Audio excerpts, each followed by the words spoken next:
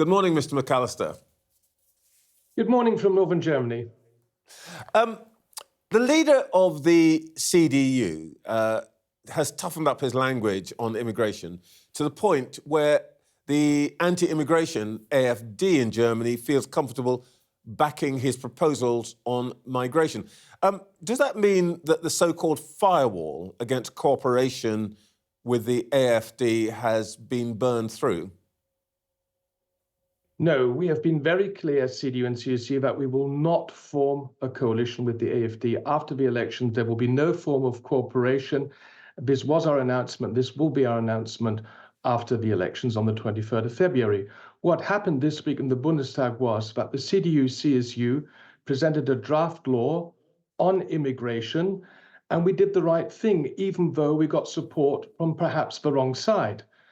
The problem was that Social Democrats and Greens, for tactical reasons, were not ready to support our draft law, even though what we had proposed, is common sense and it has a huge consensus in the German public. That means to limit immigration, to suspend family reunion for those who are not entitled to stay in Germany, and to strengthen the rights of our federal border police. So the firewall hasn't collapsed, but it must be under some strain because we're seeing parties of the anti-immigrant right finding their way into government in Sweden, in the Netherlands, in Austria, possibly in France, and indeed already in some German regions. Has the strategy of trying to freeze these parties out of power failed? Well, I can only speak for the situation in Germany, and here it is absolutely clear that there will be no form of cooperation at all with the AfD. Why? Because the so-called alternative for Germany is anti-EU, anti-NATO, pro-Putin. They are questioning the fundamentals of the Federal Republic of Germany. For us as CDU, the AfD is our political enemy number one. And by the way, just very quickly, one of the things we're not familiar with here is a left-wing anti-immigration party. You have one, the Sarah Wagenknecht party. No cooperation with them either? No, the same thing applies. The BSW, the party of Sarah Wagenknecht, is on the one hand a far left-leaning party, but on the other hand, they are rather right-wing on immigration. But the reason why we also exclude any kind of cooperation with Sarah Wagenknecht's party is because they are also anti-EU, anti-NATO, and pro-Putin. Okay. Well, let's talk about your friendship with the EU. Keir Starmer is heading towards you in Brussels tomorrow. Is there room and appetite for a new relationship with the UK at the EU end?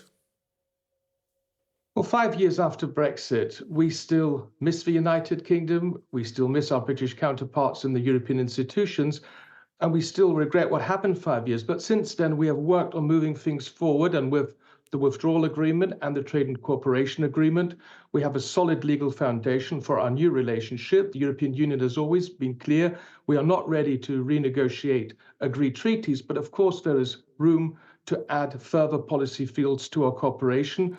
We are ready, but we are now waiting for concrete proposals coming from the British side. Well, what would you look for from the British side? What would you want to make that new relationship work better? Well, the Prime Minister is invited to Brussels on Monday, and the heads of state and government will be discussing security and defence-related issues. And I think this is some really low-hanging fruit. Of course, we could improve our cooperation on security and defence. We all know that we will have to spend more on security and defence in the next years. We will have to do more for our own security and defence. And here I would be very passionately in favour of trying to find the closest possible cooperation between the EU, the 27 member states, and the United Kingdom, because the UK is not simply a third country for us, it's a rock-solid NATO ally. And we have seen, since the war started against Ukraine, this war, Russian war of aggression, how close our cooperation is and what kind of potential there is. This is something where we can move things forward. The sticking point has always been trade and movement of people. Would the price for improvements at the margins on trade, customs, all of that, be some concessions from the UK on freedom of movement? Brussels is still waiting for the new Labour government to present concrete proposals how we can improve our relationship. In the meantime, senior Commission officials have made some proposals, have presented some ideas where we see further room for cooperation when it comes to a veterinary agreement, when it comes to the youth mobility scheme, or defence and space.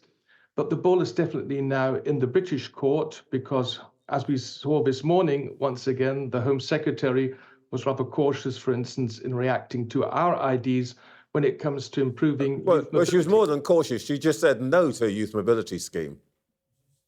Well, we're still waiting for concrete proposals coming from the British side. Labour did make quite a number of promising announcements for the elections. Since then, we haven't heard too much from them, have we? I see. You're an optimist. Let's just deal with what's happened this morning. Mr. Trump has imposed tariffs on the entry of goods from Mexico and Canada, as well as China, to the United States. We don't know whether this is just a negotiating ploy, but how seriously do you take the threat of something similar happening to the EU? Well, before the elections, Mr. Trump promised that he would introduce sanctions or tariffs also towards the European Union. For us in the European Union, just like in the UK, the United States is our most important ally, our most important trading partner. We have absolutely no interest in starting any kind of trade conflict. That's why in the moment we are engaging at all levels, trying to convince the Trump administration that in the end, imposing tariffs on the European Union would trigger a retaliation tariffs from our side, and this would be in the end a total lose-lose situation. Tariffs are not the right way forward. We should be strengthening our transatlantic cooperation, and we should have a close look at why we have such a trade surplus as European Union with the United States. We are ready to offer the Americans some concrete ideas, how we can improve things, but once again, we are in this together, and we should not weaken each other as leading forces of the Western world.